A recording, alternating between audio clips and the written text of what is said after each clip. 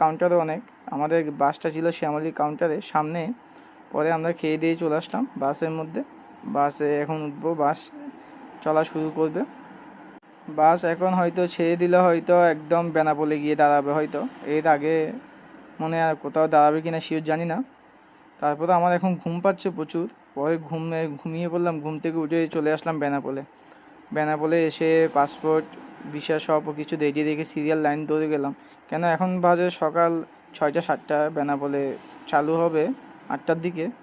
পরে ভিতরে সব কাজ শেষ করে বেরিয়ে আসলাম কলকাতায়। এখন আছি কলকাতায়। এখন এখান থেকে সিরিয়ালটা বের হয়ে যাব। এই আমাদের লাগানো হয়ে গেছে শ্যামলী বাংলাদেশ, যাতে করে শ্যামলীর কলকাতার বাসগুলো যাতে আমাদেরকে দেখে চিনতে পারে আমরা কোন বাসের যাত্রী। এখান থেকে আমাদেরকে শ্যামলী আরেকটা বাস দিয়ে দিল। বাসটা নিয়ে আমরা রওনা হয়ে গেলাম। রওনা হয়ে আরেকটা হোটেলের সামনে এসে দাঁড়ালো। তখন আনুমানিক সকাল 9টা 10টা হবে আর কি, দুপুর। ঠিক শিওর ঠিক টাইমটা মনে নেই। হোটেলের সামনে খাওয়া দাওয়া করলাম, খাওয়া দাওয়া করে বেরিয়ে পড়ে চলে আসলাম কলকাতায়। যার বাসায় আসার কথা ছিল তার এখানে চলে আসলাম। এই হচ্ছে আমার বোন পারমিতা।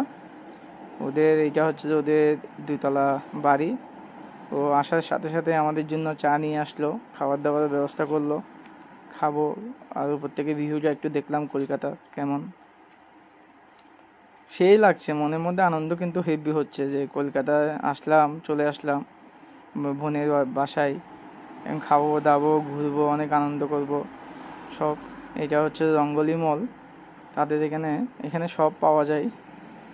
এই জায়গাটা কিন্তু হেভি। এখন তেমন লোক দেখা যাচ্ছে না, হয়তো আমরা সকাল সকাল বেরিয়ে পড়লাম এই জন্য আর কি। নাকি